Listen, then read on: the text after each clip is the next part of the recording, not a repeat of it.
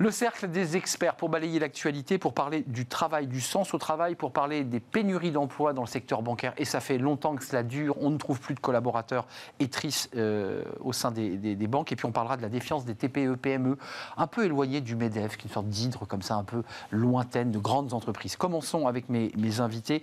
Jean-Michel Garrigue est avec nous. Bonjour Jean-Michel. Bonjour. Très heureux de vous accueillir. Directeur associé en charge des RH chez BLB Associés. Très très heureux de vous accueillir sur le plateau. Jean-Claude Bonjour. Bonjour. C'est pas facile, je l'avais jamais faite celle-là. Jean-Claude Bonjour. Bonjour. On me l'a fait beaucoup lorsque j'étais tout jeune. Pardonnez-moi. Avocat international en droit des affaires. Merci d'être là. Puis William Tay est avec nous. Bonjour William, président de Le Millénaire, un think tank socialo-gaulliste. Gaulliste tout court, c'est Gaulliste social. Je pensais que vous alliez dire socialo-communiste. Voilà, en le mettant dans l'autre sens, ça ne fonctionne pas pareil. Vous avez vu, gaulliste social. Commençons. Alors, je pense que vous avez été interpellé par ce sujet parce que le sens de l'ordinaire, c'était vraiment un gros événement. Un an de travail, des DRH tous connectés sur des enquêtes, des études. Sans méchanceté aucune, Jean-Michel, je vous donne la parole parce que vous êtes connecté avec tous ces DRH et parmi lesquels certains ont participé à ce travail, je le sais. On se dit à la lecture de tout ça, on a une belle photographie d'une chose qu'on savait déjà. Je me dis, est-ce qu'on n'est pas en train de défoncer une porte ouverte ? Non mais je suis un peu dur, mais mettons les pieds dans le plat. Alors, c'est en fait une situation qui ne fait que se dégrader, s'installer, se dégrader depuis notamment le confinement. On ne se rend pas compte, pas encore suffisamment compte, à quel point ça a complètement bouleversé à la fois le fonctionnement de l'entreprise, les rapports avec le management, la façon de concevoir l'organisation du travail, la répartition de la charge de travail. On est d'accord. Ça a créé des appétences extrêmes en matière d'équilibre vie privée, vie professionnelle. Télétravail. Personne n'est sorti indemne, si je puis dire, de cette période. Et c'est ce que nous racontent, à travers le sens de l'ouvrage, les fameux DRH. Exactement. C'est ça qu'ils disent. Hein. Mais on a plus le sentiment que c'est un cri qu'un outil de proposition et de solution. Vous avez eu ce sentiment-là ou pas? 43% des actifs envisagent de quitter leur emploi pour un autre dans les 2 ans. Et il y a plein de chiffres qui montrent que tout ça se dégrade. Oui, parce que la solution, finalement, elle n'est pas unique. Je pense que c'est sur votre plateau où on se disait il y a quelque temps, on veut trop uniformiser en France et on imagine trop qu'on puisse avoir une règle sur le principe de l'égalité en droit. On a une société où on veut absolument de l'égalité et on veut qu'il y ait une règle qui s'applique à tout le monde. En réalité, et c'est la difficulté d'apporter une seule solution, en réalité, il faut regarder secteur par secteur, job par job, catégorie professionnelle par catégorie professionnelle, comment faire en sorte que la vie au travail ne soit pas une souffrance. Mais Jean-Claude, juste quand même, en 1990, 60% des actifs considéraient le travail comme un élément très important dans leur vie, ce qui était une grande majorité. 2022, un actif sur 5, seulement 21% d'entre eux considèrent que le travail est une priorité. Enfin, il s'est passé quelque chose quand même. Il y a une chose, vous avez bien dit tout à l'heure international, vous avez bien vu qu'avec ces grandes fusions, ces grandes restructurations, il y a la fidélité qu'il y avait vis-à-vis de l'entreprise et l'entreprise vis-à-vis du salarié, tout ça a volé en éclats à la fin des années 90. Donc maintenant, vous trouvez un job, vous savez la formule assez qu'on connaît tous, on m'a fait une proposition qui ne se refuse pas. Donc vous comprenez que le type ou la fille s'en va. De la même façon que l'entreprise prend des engagements, elle vous dit quelques temps après, merci, on va... Donc les gens ont des aspirations normales et légitimes, humaines. Il y a quand même dans l'étude, évidemment sur ce sens de l'ouvrage, qui est une vraie photographie passionnante, il faut la regarder, les chiffres sont assez impressionnants. Il y a quand même les DRH qui nous disent il y a trop de contraintes administratives, il y a trop de paperasse, disent certains cadres. Il y a aussi la petite musique qu'on a un État très présent, qui revient à ce que dit Jean-Claude, que la liberté n'est pas totale chez les DRH. Il y a de ça aussi, il y a trop d'État. De toute façon, ce que montre cette étude, il y a 3 éléments. La première, c'est que ce n'est pas une crise d'égalité. Ce n'est pas une crise de « on veut la même chose », c'est une crise d'individualisme et de liberté. Les gens veulent faire ce qu'ils veulent, s'organiser comme ils veulent et suivre la vie qu'ils veulent. Les règles imposées... C'est pas possible ça dans la vraie vie. C'est pas possible dans la vraie vie. On est d'accord. C'est pour ça qu'on va y arriver petit à petit. Moi je pense que de toute façon, ce que montre cette étude, ça révèle que la crise sanitaire, les confinements ont accentué un mouvement de fond. C'est-à-dire que le mouvement existait déjà. Quand vous recrutez des personnes de grande école, il y avait déjà cette tendance de fond de vouloir faire ce qu'ils veulent, de vouloir plutôt aller créer sa start-up que de rejoindre un grand groupe, etc. Ce que montre aussi cette étude, c'est que de toute façon, les mouvements ne sont pas uniformes. C'est-à-dire que, comme l'a rappelé Jean-Claude Bonjour, c'est le point essentiel, c'est En fonction des entreprises, en fonction du job que vous occupez, vous n'avez pas la même réaction et vous n'avez pas la même appétence au travail. Je vais prendre un exemple. Si par cas vous travaillez chez Apple, qui est l'entreprise la plus bankable du moment, je ne suis pas sûr que votre travail soit pas important et que vous ne considérez pas que le travail a un sens. Le problème essentiel, c'est que les grands groupes français, hormis certains, ont perdu leur leadership et leur sens. Quand vous comparez avec les années 70, vous arrivez sur la période qui était les grands projets du général de Gaulle, Airbus, SNCF, etc. Donc les gens voulaient travailler dessus parce que vous participez à un rayonnement qui était mondial. Lorsque vous travaillez sur les... Vous souriez parce qu'il a dit général de Gaulle. Il a réussi à le remplacer. Il a réussi à le remplacer. Il est très fort, en effet. Quand vous travaillez pour le Concorde, l'élaboration du Concorde, où la France gagne, quand vous travaillez pour les grands TGV, etc., vous êtes fiers de travailler pour les autres entreprises. Aujourd'hui, quel est le sens que vous donnez? À la nuance près que un mot, Jean-Claude à la nuance près, vous avez quand même Airbus, vous avez quand même un certain nombre de belles réalisations. Airbus, c'est de moins en moins français. Attendez. C'est vrai. Nous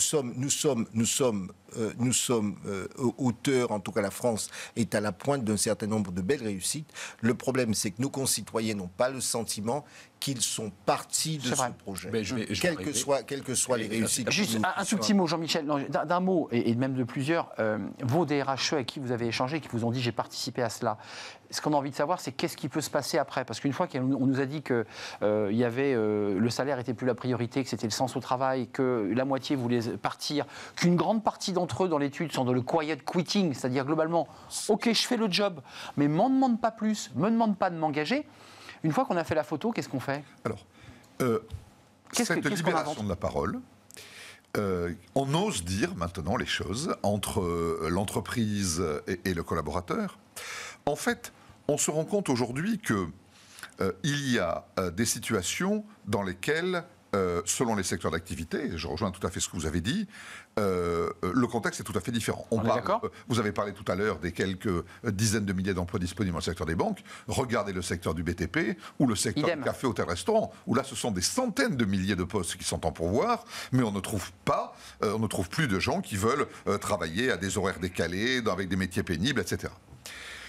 Enfin, dans les banques, il y a des DRH, mais pas chez les cafetiers, restaurateurs, rassurez. Dans les grands pas de DRH qui reçoivent les serveurs. Quand les gens disent, moi, oui, j'ai envie de quitter mon entreprise, j'ai envie de quitter mon emploi, ce n'est pas parce qu'ils ont envie de le faire qu'ils vont le faire. Parce qu'il faut qu'on a quand même des contraintes économiques. C'est pour ça que, comme vous l'avez dit très justement, Arnaud, la vraie conséquence de ça, bien sûr, il y en a qui partent. Mais ça reste encore une proportion relativement moindre. C'est le quiet quitting. Mais bien sûr, c'est le fait de la démotivation, du désengagement par rapport à l'activité professionnelle.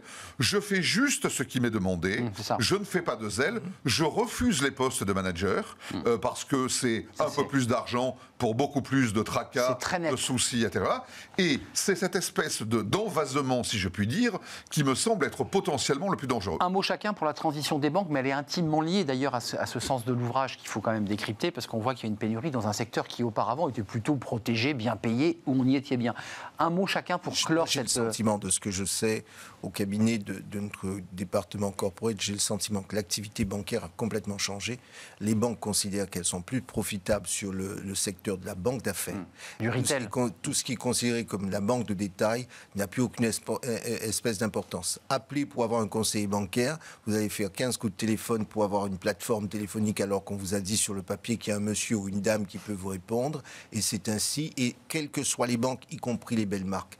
Donc c'est vrai qu'il y a un vrai sujet, on vous met en face des gens qui ne sont pas complètement formés, vous vous agacez, c'est extrêmement désagréable pour le jeune qui suit ça, et c'est désagréable pour le client.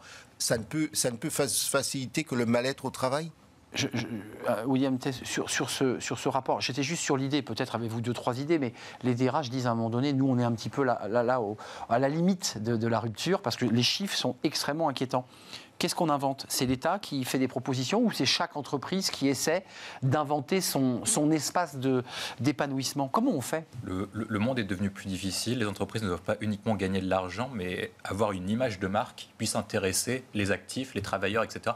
pour être attractif. Ce n'est pas uniquement parce que vous gagnez de l'argent ou que vous proposez une rémunération, comme montre l'étude, que vous allez recruter les meilleurs profils. Exactement. Vous allez rencontrer les meilleurs profils parce que votre projet est bankable, que la personne sera fière de raconter dans son cercle social qu'il est fier de travailler dans cette boîte. Donc du coup, les top managers, les top entreprises doivent changer de politique, non seulement pour gagner de l'argent et rester rentable, mais également avoir une image attractive. C'est le chemin qu'ont ouvert les grandes startups de la Silicon Valley, etc. Une forme d'éthique, exactement.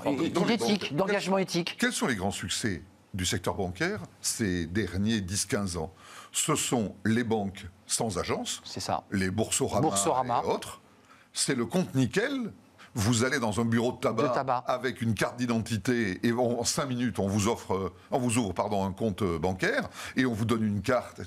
Ces succès-là montrent bien que l'offre doit forcément être différente. C'est inquiétant ce que vous nous dites, parce qu'il y a mais regardez, on vient de fusionner certains réseaux bancaires, par exemple la Société Générale et le Crédit du Nord, etc., parce qu'on se rend bien compte qu'il y a une contraction de l'offre en matière bancaire.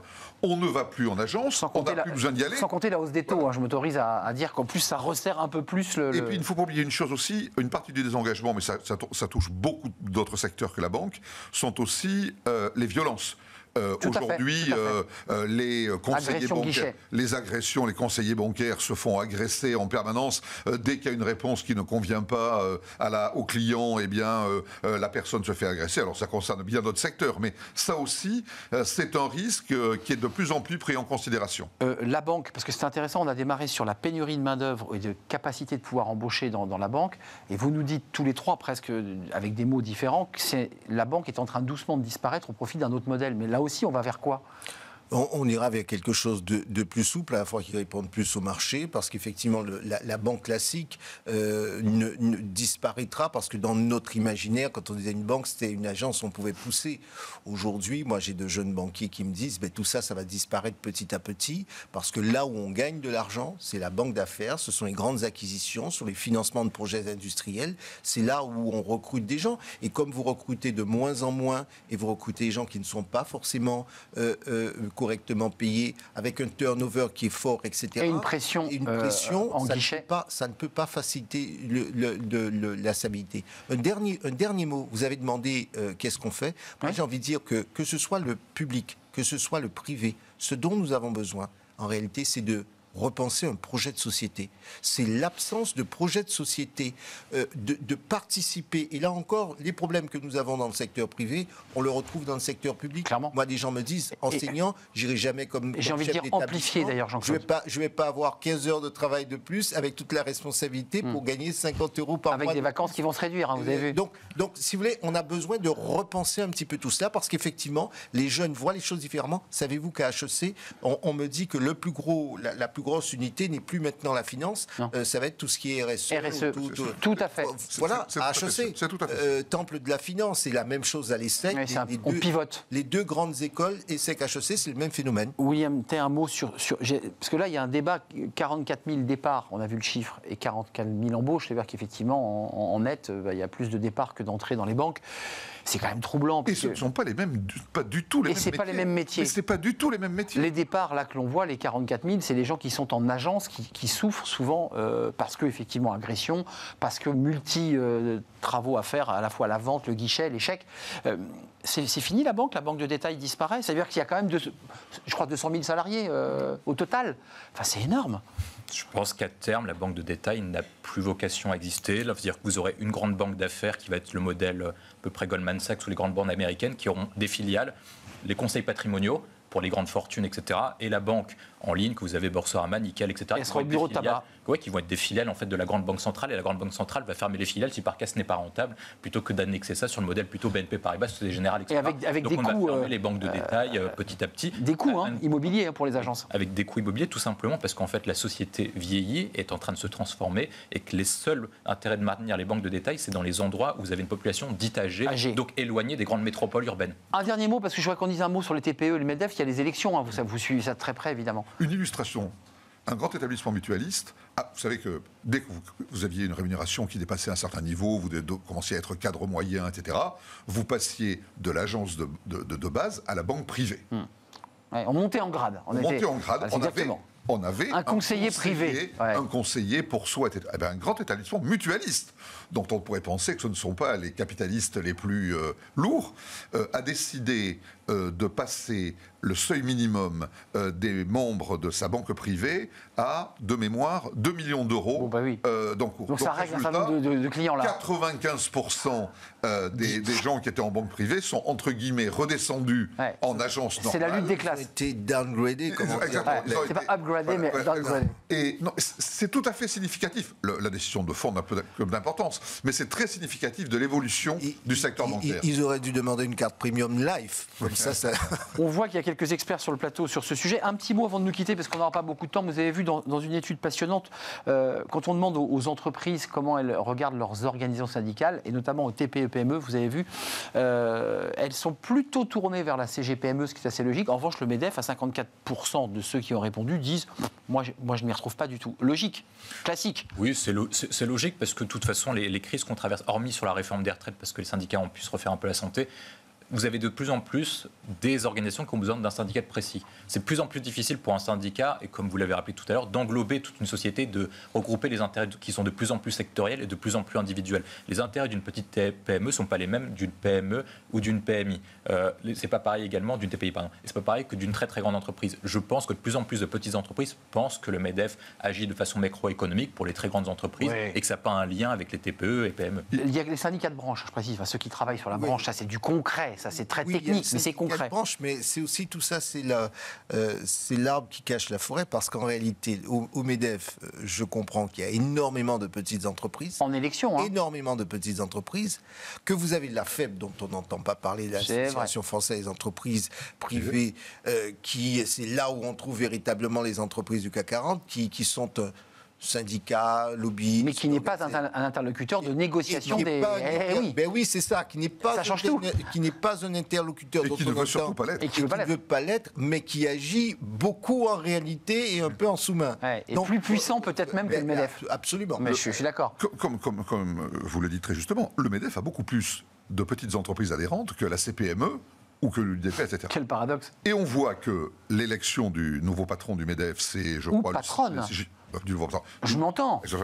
C'est juste ça que je veux dire. C'est que ce sont, pour elle, Dominique Carlac, une TPE, enfin une petite PME, une petite PME. Et pour le favori, eh bien, nous avons une ETI de province, lyonnaise, Martin Bailey-Soud. Et donc là, on va élire à la tête du mouvement patronal des représentants d'entreprises, soit d'une PME francilienne, et des territoires, soit d'une ETI des territoires. Donc, est-ce que ça aura des conséquences ou des incidences ou une inflexion de ce mouvement ? En tout cas, ça ne sera probablement pas neutre. En tout cas, les TPE-PME, d'une manière assez globale, hormis pour les syndicats de branche, ne se retrouvent pas finalement dans ceux qui sont censés les représenter, pour conclure. On a une difficulté, c'est qu'on a deux types de politique économique. Celle qui est tournée vers la consommation intérieure, qui est favorable aux PME, TPE, et celle tournée vers l'exportation, donc la politique de l'offre pratiquée depuis François Hollande depuis 2014 et poursuivie par Emmanuel Macron, qui est favorable aux ETI et très grandes entreprises. Donc vous avez la politique sur comment le MEDEF doit défendre ces deux intérêts qui ne sont pas contradictoires, mais qui apparaissent comme contradictoires pour de plus en plus d'acteurs économiques, parce qu'il y en a une qui fait une pression sur la baisse des dépenses publiques et donc sur la consommation intérieure, et l'autre qui favorise l'exportation mondiale. Ça sera le mot de la fin. Merci messieurs d'être venus me rejoindre aujourd'hui pour la dernière émission de la saison. Il y a toujours une dernière émission, il y a une première. On se retrouve, j'en suis sûr, l'année prochaine, enfin la saison prochaine. Merci à vous, William They, d'être venu. Le Millénaire, c'est un think tank gaulliste social, je l'ai dit dans le bon sens. Ça vous va là ? Oui, merci de nous avoir mis à l'aise. Ouais, c'est ça. Avec De Gaulle qui a été cité. Merci à Jean-Michel Garrigue, BLB associé, spécialiste des RH. Merci d'être venu nous rendre visite. Et merci Arnaud de toujours animer avec autant de brio, je dirais, ces émissions et autant de chaleur et d'efficacité. C'est parfait, ça me va très bien. Je vais passer une très belle journée aujourd'hui. Merci à vous, Jean-Claude Beaujour, d'être venu nous rendre visite. Vous aussi, très régulièrement, avec vos petits coups de gueule. Toujours passionnant. Mais merci à vous, et puis surtout, votre émission gagnerait à être connue du plus grand nombre. Eh bien. Et notamment chez les Français, j'insiste, chez les Français de l'étranger, je le dis parce que nous sommes 2 millions de Français à être ou à séjourner à l'étranger, et que vous avez en tout cas des thèmes qui sont abordés qui concernent ceux qui sont à l'étranger. Donc les expatriés il ne faut pas oublier, 2 millions, ça n'est pas rien. Oui. 2 millions de gens qui font aussi gagner la France en dehors de nos frontières. Je partage votre point de vue. On ne va pas le régler là, évidemment, l'émission se termine, et je voulais vous remercier encore une fois. Merci à vous et évidemment ceux qui nous regardent. Et on va terminer avec Fenêtre sur l'emploi, qui est notre dernière rubrique de l'émission Smart Job, et on va parler de, devinez de quoi ? De l'intelligence artificielle. Oui, on en parle.